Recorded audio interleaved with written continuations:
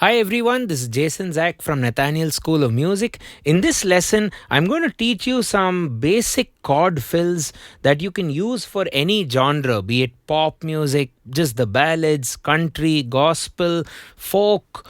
The list goes on. May not be too much of salsa fillers, which we can do later. We've actually done a few salsa lessons. You should check them out in the description. This could also work for heavier genres like rock. It could also work for even children's music or a variety of music. So the basic types of fills that I'm going to use throughout the lesson are going to be inversion switching. Then I'm going to look at some chord tone arpeggios. Then we are going to look at some added notes. Then some neighboring thirds. And then some random or very creative lines that you would like to build, perhaps using octaves as well.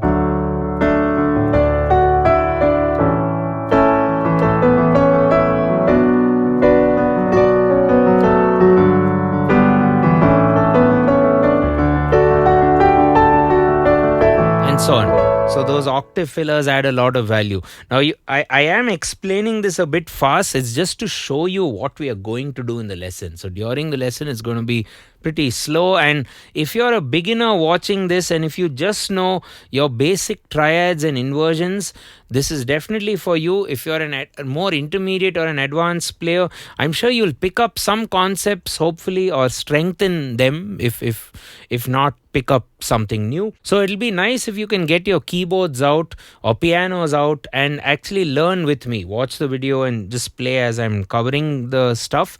And you can consider getting my notes on Patreon as well. That'll help supplement the lesson. It'll also support our channel. So before we get started, it'll be nice if you can consider hitting that subscribe button and turning on the bell icon for regular notifications. Let's get cracking. So first off, let's look at a chord progression in the key of D major. D major, two sharps, namely F sharp and C sharp. The chord progression would be D major, A major, E minor, and B minor. And the way I'm going to play this, I'm not going to give you too many inversion decisions to make. It's just going to be start off with D major in the second inversion, A major in the root position, E minor in the second inversion, and B minor in its root position. So it's essentially second, root, and the left hand plays the name of the chord or the root of the chord. So D, A major, E minor, B minor, repeat, D major, A major, E minor, B minor, repeat, D major, A major, E minor, B minor, D major, E minor, B minor. Okay, the first way to actually get this flowing would be a simple ballad pattern, where you just do 4 hits in the right hand and 1 hit in the left hand.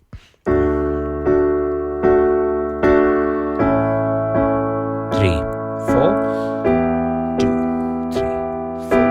Play along with me, if possible. 1, 2, 3. Get the inversions, and also my D major, the top note is my ring finger. I'm trying to not use the pinky because then my hand tends to bend with the pinky. So use the ring finger, and whenever you play the black notes of the chords, you can play them, or you should rather play them not too deep inside but more at the edge, just near the white note when you strike it. So D, so don't play it here, you want to play it here. So D, A,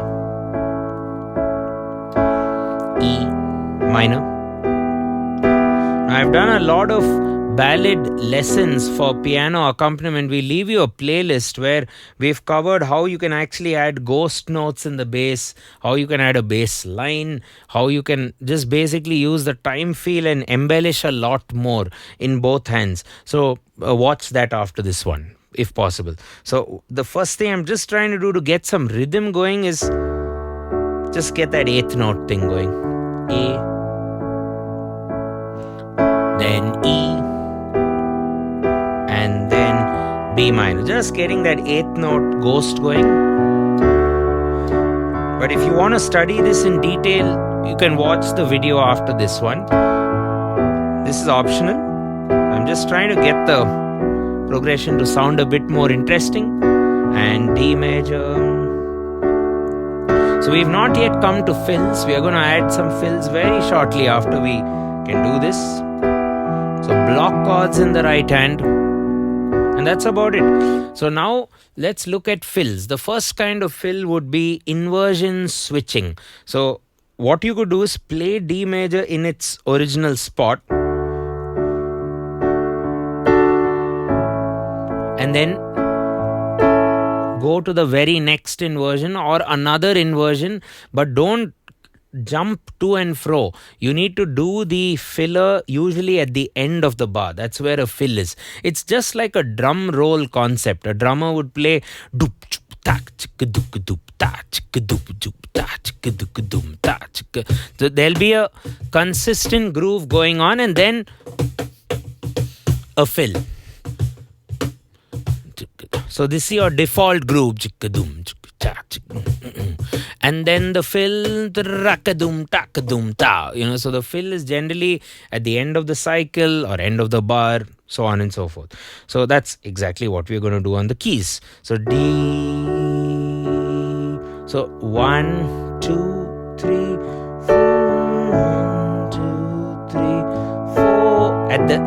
At the 4, I'm just going up the inversion. Good drill. May sound very simple, but it's a good thing to practice. E minor.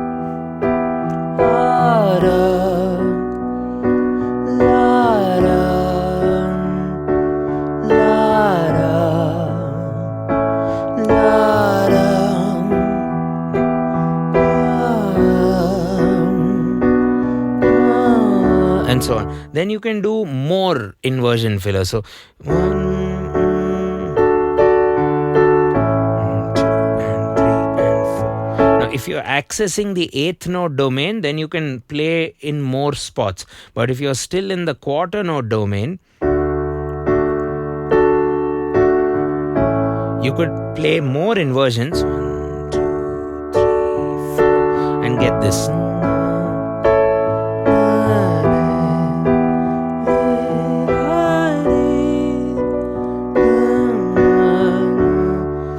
But another nice way to do inversion fills is to pick an offbeat. 1 and 2 and 3 and 4 and 1 and 2 and 3. You know, 1 and 2 and 3, 4 and 1 and 2 and... Okay, so that's inversion switching. That's one kind of a filler. Then we can look at chord tone arpeggios, or more specifically arpeggios with the same hand shape as the block chord you're playing. So don't overthink. You can do things like 2, 3 and 4 and 1, 2, 3 and 4 and 1, 2, 3 and 4 and 1, 2, 3 and 4. Things like that. So I'm in this case with the progression we have D 3 times, pum pum pum, A, pum pum pum. So I'm doing low, middle and high. So D, pum pum pum, A, pum pum pum, E minor, pum pum pum, B minor, pum pum pum. I could also descend the arpeggio. Da da da. What I like to do is play the block like this, but then if possible with the last finger, with the pinky, you can access this, you can copy this bottom note up an octave. So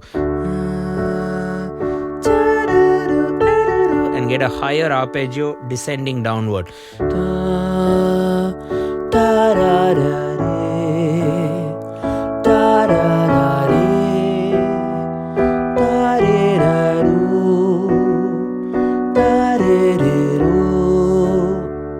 Arpeggio chord, pa pa pa, B minor, da da da da, and A, E minor,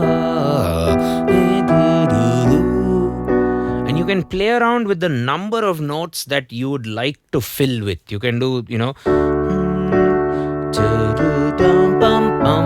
4 notes,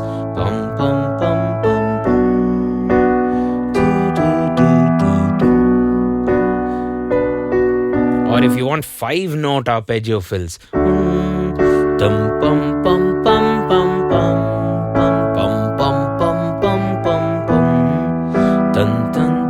you'll have to start at the 1 and 2 and 3 and 4 and 1 and 3 and 4 and 1 and 2 and 3 and 4 and 1, right? And 4 and 1.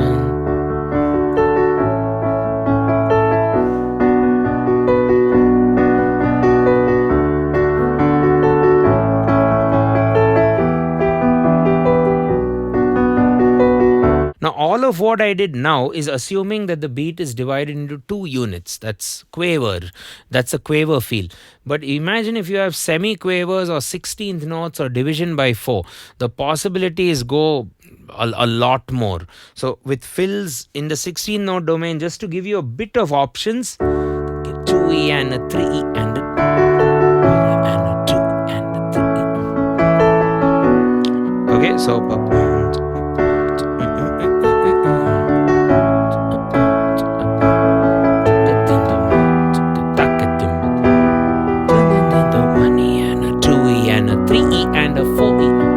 you get a lot more options.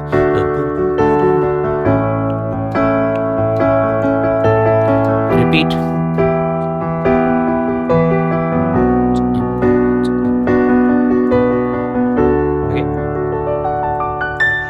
Okay, so that brings me smoothly to my next type of fill, which are add notes. So when you have a lot more going on or a lot more notes that you want to play in your fill, you can do add notes. So an add note is basically a note added to the chord. So if you take D major in A, D, F sharp, you can add a 9, which is the most common. You can add a 4. That's an add 4. In fact, add 9, you can just say add 2. You can even do an add 6 there. It's all diatonic notes. So add 9, add 4, not a sus 4 because we are keeping the third. Suspension is when you remove the third. That's add 4. That's add 6, also known as major 6th. So let's just try with the add notes. See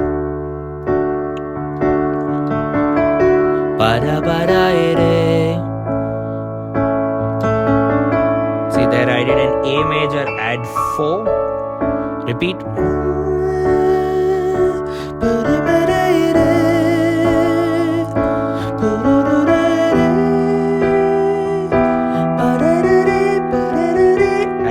Adding a 9 there or a 2.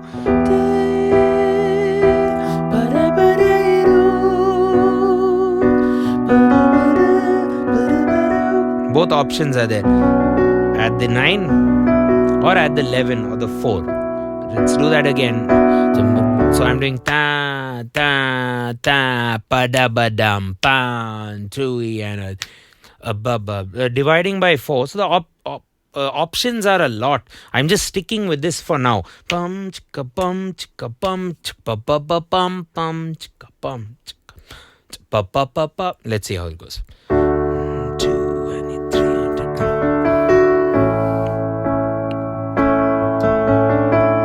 there you go.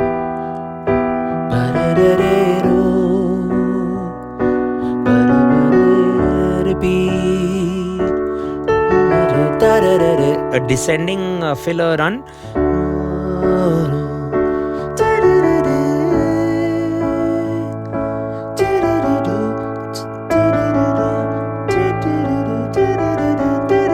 If you assume that this is an A7,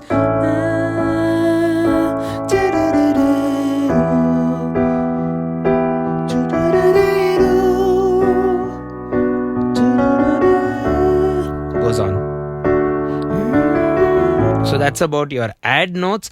Then just one more thing or two more small things. Neighboring thirds. So these are very good if you want to bring out an accent in your playing. There's this one subdivision or this one hit point which you want to emphasize in your song. So neighboring thirds is what I call it. So you play D, 1E and a 2E and a 3, or 1E and a 2. So I do 1, 2, 3, 4. 1, 2 and 3. Right now at the end of the 2 I'm preferring to do that movement. So what are neighboring thirds? You find the third in your chord. This is not a third, right? This is a perfect fourth. This is the third. So A to the D is not your third. D to the F sharp is your third. So find the third and find the neighboring thirds which are before and after that third. Diatonically. You don't want to do... In fact, that sounds also quite cool. But I'm just sticking with diatonic. So that will be A, C sharp, E. A is already there in the D major chord. So or else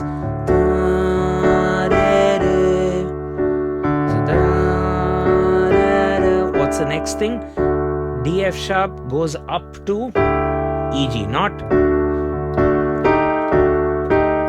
that, because E flat is not there in the D major scale, right?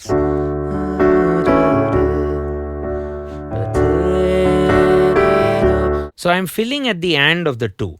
1 and 2 and 3 and 4. 1 and 2 and... The rest of the pattern is the same. And 2 and 3. And if you're comfortable with 16s, maybe the of the 2. 1E and a 2E. 1E and a 2E. At the of the 2, right? 1E and a 2E. Can do 2 of those neighboring thirds. 1E and a 2E and a 3 and a 4. On of the 4. And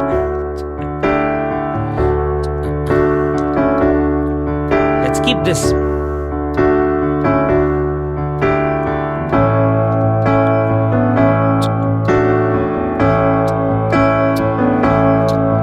E minor.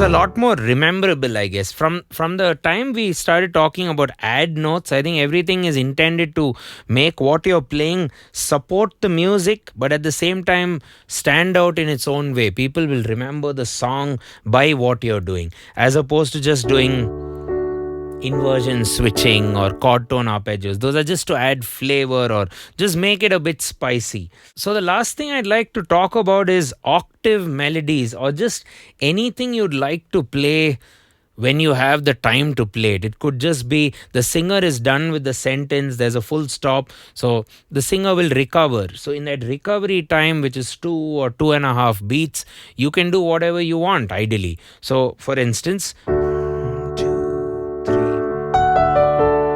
can do, even though this was an add note or add chord fill, you can even make it with octaves. 1, 2, 3, things like that. So octaves will stand out on the piano, especially when you're playing with other musicians. 1.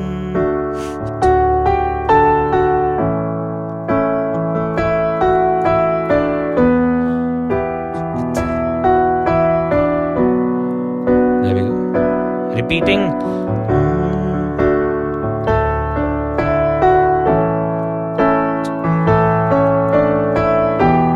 And when my filler lands, it should ideally land on a chord tone of the upcoming chord. So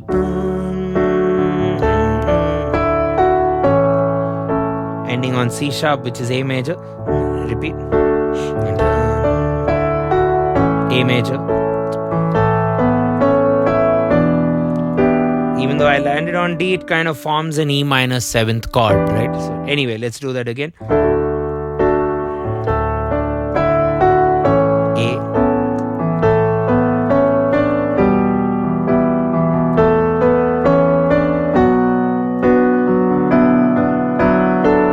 Repeating.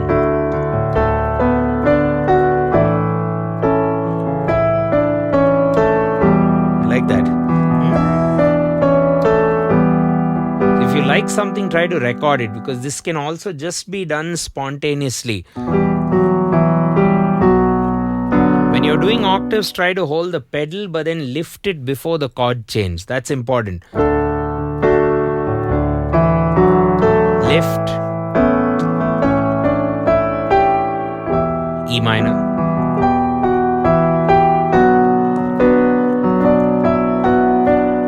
Repeat.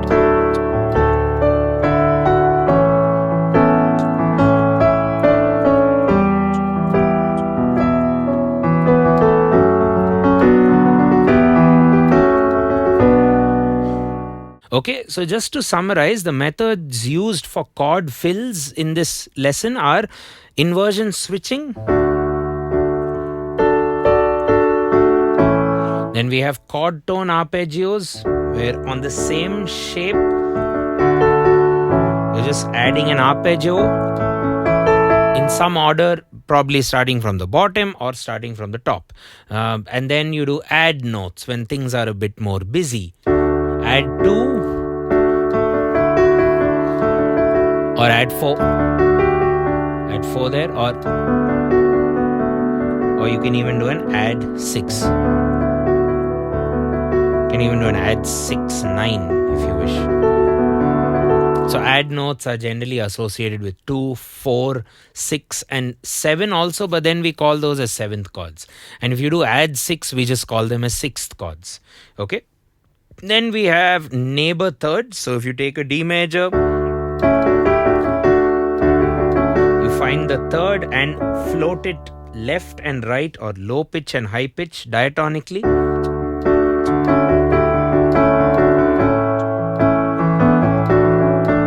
And then back. And then finally octave filler or octave melodies.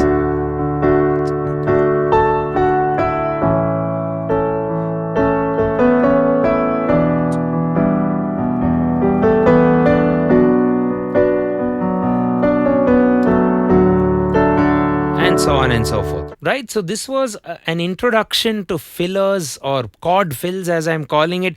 This is a much requested topic on our YouTube channel, and it's also quite popular in general.